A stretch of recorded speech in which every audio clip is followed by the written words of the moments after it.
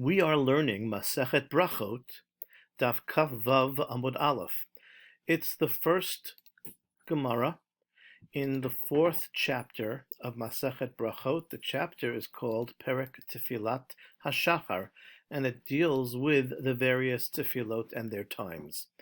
We have already learned the Mishnah, which talks about the times for the various tefillot, when there is a machloket, a dispute about those times, and when it is agreed upon, as in the case of Ma'ariv. And this video is going to cover the first three steps of the first discussion, the first unit, the first sugya of this Gemara. You'll notice the color coding on this page. The red highlighting means that there is a question being asked. The blue highlighting means that there is an answer being given.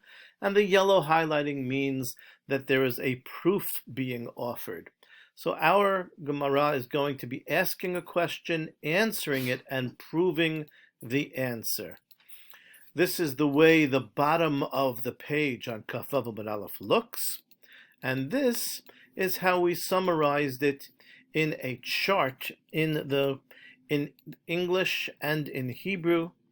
And on the right side, you'll see again the same colors for the three steps, red, blue, and yellow. And there's a column, those are the three steps numbered. And there's a column for what is going on in each step. There is the Hebrew and Aramaic language of the Gemara. There is the English translation of that, and then on the left-hand column, you have key terms and key translations. Not everything is given in question. The definition of everything is not given. If there's an equal sign, this video should help you fill in what is missing in this chart, mainly these words. Okay, so we're going to read it through the chart. The first step of the Gemara is based upon what it says in the Mishnah.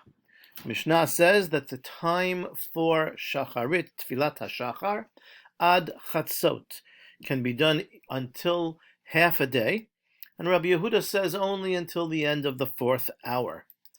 That's pretty far into the day, but the question is going to be that it would appear from another source that you have to finish Shema much earlier than the Mishnah says. The type of question is uriminhu. That means that it's a rumya. A rumya means that you're posing a contradiction between two equal sources. In other words, we would call that a stira. A stira, when you have, in this case, a Mishnah and a Braita, which seem to contradict. A Braita is a Mishnah statement which didn't get into the Mishnah. So our Mishnah seems to be contradicted by the following Braita. Mitzvata im hanetz hachama. This Braita is talking about Shema, not Shmona Esrei. It says the mitzvah of Shema is to be done, it should be read at sunrise, hanetz hachama. And that's why over here you should be filling in hanetz hachama means sunrise.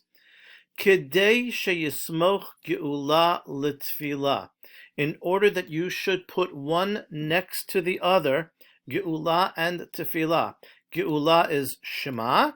You should fill that in here. Geula is Shema. And tefillah is the Shmona Esrei, the Amidah. So you should put in here that tefillah means the Amidah. So the Braita says you should say Shema at sunrise, so that then right after Shema you can do the Amidah, v'nimtza mitpalel bayom, and you end up davening the Amidah, the Shmona Esrei, at the very beginning of day. According to this Braita, the proper time for saying the Amidah of Shacharit is the beginning of the day, which is much, much earlier than what the Mishnah said. The Mishnah said Chatzot or Arba Sha'ot. This is hours earlier than that. That is the question. There appears to be a contradiction between the Mishnah and the Braita concerning the time that you're supposed to say Shacharit. It's a stira.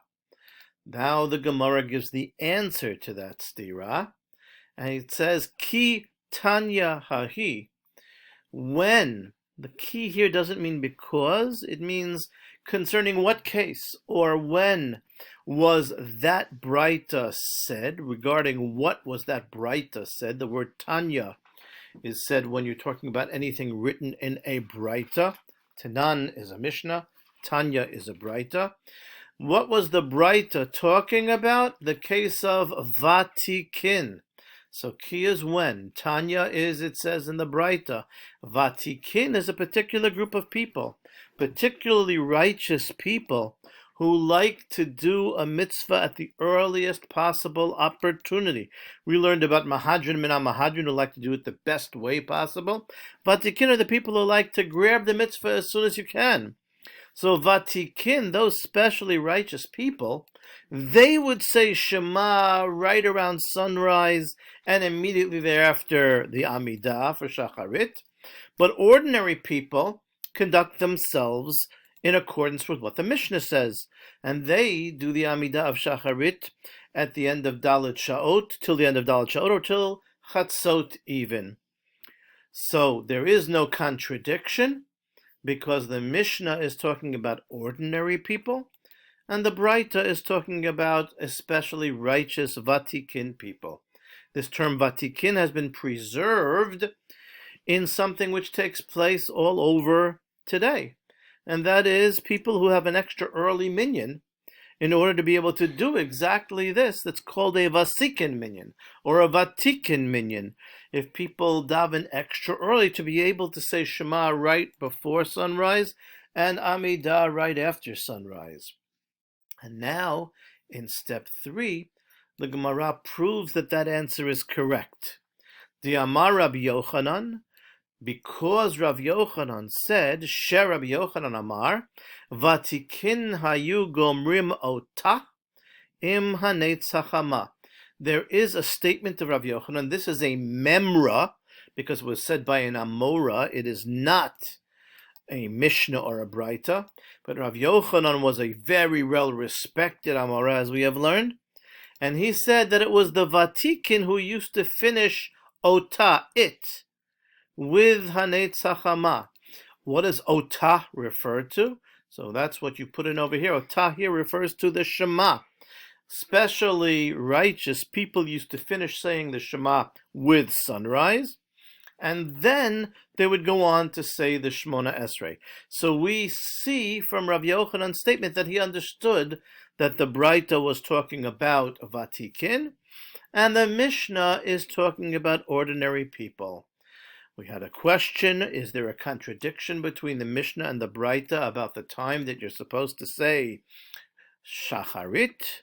And we answered it that the Mishnah is talking about ordinary people, and the Braita says much earlier it's talking about Vatikin, and Rabbi Yochanan proves, his statement is used to prove that the answer is correct, because he explicitly said that it was Vatikin who used to say Shema and then Shmona Esrei early.